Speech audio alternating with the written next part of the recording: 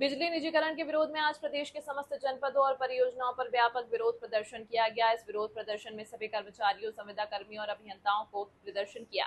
लखनऊ के सभी कार्यालयों, लेसा, मध्यांचल, ईटीआई, एसएलडीसी, ट्रांसमिशन के कर्मचारी, संविदा कर्मी और अभियंता ने किया विरोध प्रदर्शन। शक्ति भवन मुख्यालय पर किया गया प्रदर्शन। पावर कॉर्पोरेशन प्रबंध आंकड़ों का फर्जीवाड़ा कर निजीकरण के पहले कॉर्पोरेट घरानों का फायदा पहुंचाने के लिए बड़ा चढ़ाकर घाटा दिखा रहे हैं।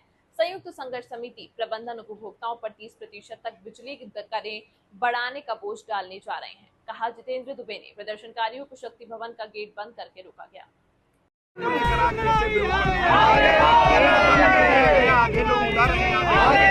देखिए, निजीकरण के विरोध में आज जो 9 अप्रैल को नोटिस दिया गया था रैली के बाद, उसमें यह था कि 20 मई को आज पूरे प्रदेश में विरोध सभाएं होंगी, विरोध प्रदर्शन होंगे। उसी के विरोध में आज राजधानी लखनऊ का शक्ति भवन होना था।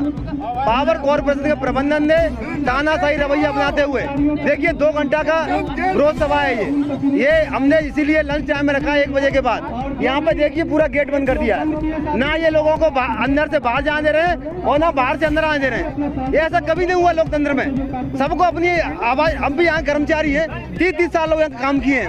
आज जब उनकी सेवा शर्तें खतरे में, आज उनकी नौकरी खतरे में, तो आज कोई सुनने वाला नहीं यहाँ पे। और ये गेट बंद कर दिए गए, ये तानाशाही चेयरमैन साहब की, ये बिल्कुल स्वीकार नहीं है। और हम लोग यही बैठ के विरोध सभा करेंगे। और हमने कहा है, आज कह रहे हैं आप 3 विकल्प दिए हमें कि या तो प्राइवेट कंपनी के एम्प्लॉय बन के रह जाओ। क्यों रह जाए भाई? सरकारी नौकरी सेवा ज्वाइन किया सभी ने, प्राइवेट कंपनी के नौकर क्यों बन जाए? कोई जबरदस्ती है? आप सेट ट्रांसफर कर सकते हो, आज जमीन ट्रांसफर कर सकते हो, सुप्रीम कोर्ट का नियम है। आप कर्मचारी उनकी मर्जी से उनको ट्रांसफर नहीं कर सकते। आप कह रहे दूसरे डिस्कॉमों में आ जाएं तो 2 डिस्कॉम बचाएंगे, 42 जनपद अगर प्राइवेट हो जाएंगे तो 33 जनपद जो बचेंगे, वहाँ पर जो एक्सिस कर्मचारी होगा वो कहाँ जाएगा? 1600 इंजीनियर एक्सिस होंगे, वो कहाँ जाएंगे? उन सब की छटनी होनी है। अगर छटनी नहीं भी होती है, सुपर न्यूएशन पद क्रिएट किए जाते तो भी 2050 तक किसी को प्रमोशन नहीं होंगे। उनकी सारी सेवा शर्तें ध्वस्त हो रही है। दूसरे वाला बीआरएस ले लें भाई, बीआरएस क्यों ले लें? जिसकी 10 साल नौकरी है, 15 साल नौकरी है, वो तो नौकरी करने आए ना कि बीआरएस लेके घर पे बैठने के लिए आए। जिनके पास पेंशन है वो तो पेंशन लेके चले जाएंगे, लेकिन जिनके पास पेंशन नहीं है वो कहाँ जाएंगे?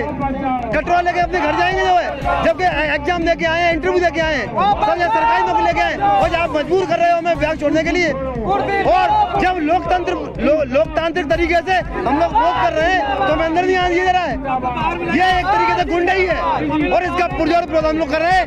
ये हम बैठे रहेंगे, हम उठेंगे नहीं यहाँ से। और अनुरोध है माननीय मुख्यमंत्री से, आपकी लोकतांत्रिक सरकार में ये अलोकतांत्रिक कार्य हो रहा है, ये तानाशाही हो रही है। तत्काल जो प्रबंधन में बैठा सकती है उनको हटाई जाए, जिससे एक बेहतर माहौल बन सके और जनता को कोई तकलीफ ना हो गर्मियों में।